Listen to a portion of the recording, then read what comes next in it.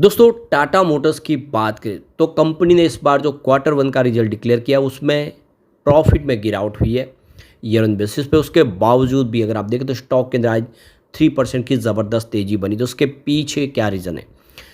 सबसे बड़ी बात तो यह है कि स्टॉक की प्राइस बहुत नीचे आ गई है। 1180 के आसपास जो स्टॉक था लगभग आधी कीमत पे आ गया, जिससे लोगों को इस समय इसमें कुछ पॉजिटिव संभावना देखने को मिल रही है। आगे की क्या राय बन रही है, ब्रोकरेज हाउस क्या कह रहे हैं, उसको समझने की कोशिश करेंगे इस वीडियो के माध्यम से। दूसरी तरफ अगर हम टाटा पावर की बात करें तो कंपनी ने यहाँ पे बहुत बड़ा प्लान बनाया रिन्यूएबल सेक्टर के लिए। बहुत बड़ी अपडेट है। टाटा पावर जो टाटा ग्रुप की सबसे मजबूत कंपनी है, परंपरागत ऊर्जा और रिन्यूएबल एनर्जी दोनों में ही प्रोजेक्ट करती है और बहुत सारे प्रोजेक्ट कंपनी के इस समय चल रहे हैं और बहुत सारे पाइपलाइन में। क्या है आगे की संभावना, उसको जानेंगे इस वीडियो के माध्यम से। दूसरी तरफ अगर हम टाटा स्टील की बात करें, यहाँ पे बहुत बड़ी अपडेट निकल के आ रही है। कंपनी अपने आसियान के जो ऑनलाइन प्लेटफॉर्म है उसमें 7,000 करोड़ रुपीज़ का भारी भरकम निवेश करने जा रही है, यानी बिजनेस को और तेज़ी से बढ़ाने की तैयारी है। समझने की कोशिश करेंगे इस वीडियो के माध्यम से। साथ में हम करूर वैश्य बैंक को डिस्कस करेंगे, जिसने बहुत ही शानदार बोनस देने का ऐलान कर दिया है।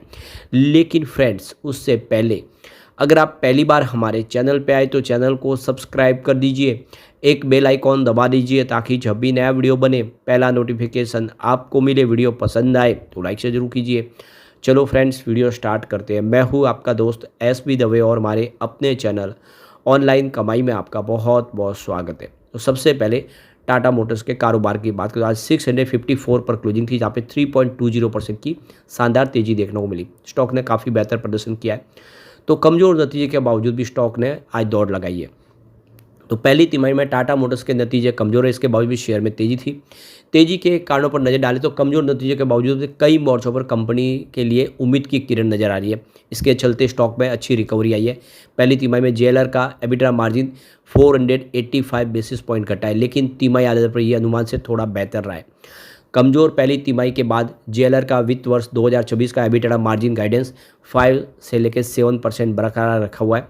एक्सपर्ट का कहना है कि टैरिफ की अनिश्चितता कम होने के साथ सुधार होने की इसमें उम्मीद है। टैरिफ के चलते आगे चलकर 300 से लेकर 400 मिलियन पाउंड का असर संभव है। तो यहाँ पे तिमाही आधार पर सीवी मार्केट शेयर में 50 बेसिस पॉइंट का सुधार होने की उम्मीद है। फाइनेंशियल 2026 में ईवी ग्रोथ 13% से बढ़कर 17% रहने की उम्मीद है। कंपनी के नतीजों की बात करें तो सालाना आधार पर जो प्रॉफिट है उसमें 35% की आय में आप देखें तो 3% की गिरावट हुई है। वही मार्जिन की बात करें तो इसमें 14% की गिर के 19.3% पर आया। एबिटा सालाना दर पर 35% गिरकर 9,724 करोड़ के आसपास आए। टैरिफ की वजह से 3.8% का यहाँ पे निगेटिव असर देखने को मिला आय में। पहली तिमाही में आधार पर देखिए जेएलआर की होलसेल वॉल्यूम में 28% की गिरावट हुई है। तो यहाँ पे ब्रोकेज फर्म जेफरीज का कहना है कि निकट भविष्य में टाटा मोटर्स के शेयर में कमजोरी की संभावना है। ब्रोकेज फर्म ने कहा है कि बढ़ती प्रतिस्पर्धा, चीन में टैक्स, वारंटी लागत और जेएलआर के पुराने मॉडलों की वजह से दबाव की संभावना जताई है। साथ ही भारत के पैसेंजर वाहन सेगमेंट में बाजार की हिस्सेदारी घटने और मार्जिन पर दबाव की बात कही है। ब्रोकेज फर्म ने कमर्शियल वाहनों की कमजोर मांग और इवेको अधिग्रहण को लेकर बनी चिंताओं का जिक्र भी किया और इसके चलते वित्त वर्ष 2026-28 के ईपीएस अनुमान में 18 से 15% की उन्होंने कटौती की है। यानी जेफरीज फिलहाल पॉजिटिव नहीं उतने। अब नोमा इंस्टीट्यूट इक्विटीज़ की बात करूँ, उनका कहना है कि जेएलआर की बिक्री में सुस्ती की उम्मीद है। जैगुआर मॉडल के बंद होने से चीन और यूरोप में बिक्री कमज़ोर रह सकती है। अमेरिकी टैरिफ के कारण केवल 1% CAGR का अनुमान है। इन सब बातों को ध्यान में रखें नोमा इस समय थोड़े से मायूस है इस स्टॉक को लेकर।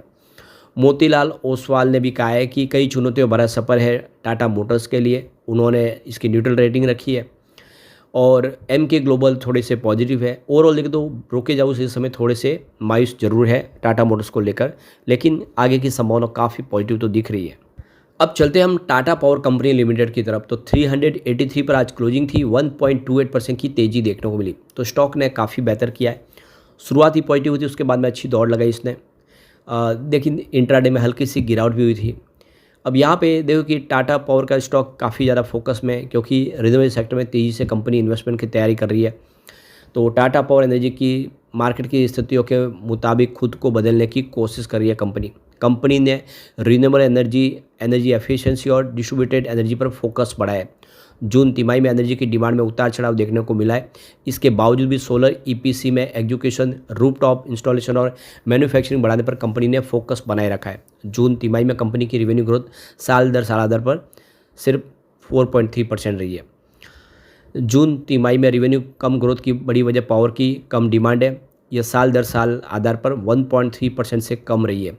देश के पश्चिमी और मध्य इलाकों में पावर की ज़्यादा खपत होती है। इन इलाकों में मानसून की बारिश जल्दी होने का असर पावर की डिमांड पर पड़ा है। इसके बावजूद भी सोलर रूफटॉप सेगमेंट में कंपनी का प्रदर्शन अच्छा रहा है। इस सेगमेंट में कंपनी का रेवेन्यू साल दर साल आधार पर करीब दुगुना होकर 823 करोड़ तक पहुंच गया है। इससे रूफटॉप सोलर की बढ़ती मांग और अच्छे एग्जीक्यूशन का पता चलता है। टाटा पावर ने जून तिमाही में 270 मेगावाट पीक के रूफटॉप सोलर प्रोजेक्ट पूरे किए। यह एक साल पहले की समान अवधि में 111 मेगावाट पीक के मुकाबले काफ़ी ज़्यादा है। सोलर ईपीसी रेवेन्यू में साल दर साल आधार पर 16% की वृद्धि देखने को मिली है। एबिटडा मार्जिन एक साल पहले की समान अवधि में 3.7% से बढ़कर 11.5% हो गया है, लेकिन डेप्रिसिएशन और फाइनेंस कॉस्ट बढ़ने की वजह से प्रॉफिट ग्रोथ फ्लैट रही है। कंपनी का कंसोलिडेटेड एबिटडा साल दर साल आधार पर 17% बढ़ा है। सोलर मैन्युफैक्चरिंग डिवीजन का प्रदर्शन अच्छा रहा है। जून तिमाही में इस सेगमेंट में एबिटडा 300 करोड़ रहा है। यह पिछले साल के मुकाबले करीब दुगुना है। जून तिमाही में टाटा पावर का प्रॉफिट साल दर साल आधार पर 9.2% बढ़कर 1060 करोड़ रहा है। रूफटॉप सोलर बिजनेस का प्रॉफिट आफ्टर टैक्स 260% बढ़कर 90 करोड़ रहा है। हालांकि एडजस्टेड प्रॉफिट टैक्स पर देख सकते कि 570 करोड़ रुपये से के आधे वन टाइम चार्ज का असर पड़ा है, जिसकी वजह से थोड़ा प्रॉफिट दबाव में आया है। तो टाटा पावर प्रमुख वर्टिकल में काफ़ी लगातार निवेश कर रही है। जून तिमाही में इसका पूंजीगत खर्च 2700 करोड़ रुपये रहा है। कंपनी ने पूरे साल में 25,000 करोड़ रुपये का पूंजीगत खर्च करने का गाइडेंस दिया है। इसका 60% हिस्सा रिन्यूएबल एनर्जी पर खर्च होगा, 30% ट्रांसमिशन पर और डिस्ट्रीब्यूशन पर खर्च होगा। कंपनी का टीपी सोलर मैन्युफैक्चरिंग प्लांट तैयार हो गया है। मॉड्यूल और सेल दोनों में ही उनकी कैपेसिटी 4.3 गीगावाट की है। इस प्लांट की 90% से ज़्यादा क्षमता का इस्तेमाल हो रहा है। जून तिमाही में इसने 949 मेगावाट के मॉड्यूल और 904 मेगावाट के सेल्स का उत्पादन किया है। यानी यहाँ पे सेल्स और मॉड्यूल में अब लगातार प्रदर्शन बेहतर हो रहा है।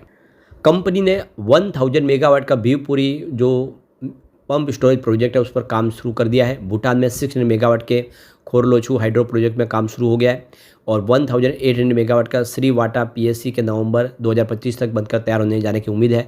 कंपनी का मुद्रा पावर प्लांट भी अहम फेज में है। अभी टाटा पावर के शेयर में इस समय अनुमानित अर्निंग से 20 गुना पर ट्रेडिंग हो रही है। ये ज़्यादा नहीं है और कंपनी रिन्यूएबल एनर्जी पर बढ़ते फोकस और क्लीन एनर्जी के बढ़ती मांग की वजह से आने वाले समय और बेहतर कर सकती है। तो काफ़ी अच्छी संभावना इस समय दिख रही है टाटा पावर में। चलते हैं टाटा स्टील की तरफ। तो 158 पर क्लोजिंग थी, जहाँ पे 0.35% की तेज़ी देखने को मिली। तो यहाँ पे देखो कि नोएल टाटा की तरफ से जो बड़ा बयान निकल कर आया है, टाटा स्टील करीब 7,000 करोड़ रुपीज़ का निवेश करने जा रहे हैं। आसियान को 3.0 के लिए नया तैयारी कर ली है। तो देख सकते हो कंपनी अब अपने ऑनलाइन प्लेटफॉर्म के माध्यम से तेज़ी से कारोबार को बढ़ाएगी।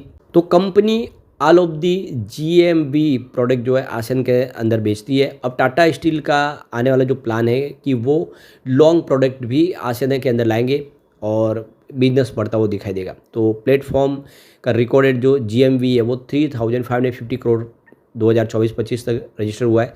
इसमें 60% के बेसिस पर ग्रोथ देखने को मिल रही है। आसियान 3.0 काफ़ी बेहतर कर रहा है। इस प्लेटफॉर्म के माध्यम से ऑनलाइन बिजनेस काफ़ी तेज़ी से बढ़ रहा है और इसीलिए कंपनी ने प्लान बनाया इसमें और ज़्यादा निवेश करने के। करीब इसका जो आने वाले इसमें 7,000 करोड़ का जीएमवी की तैयारी है।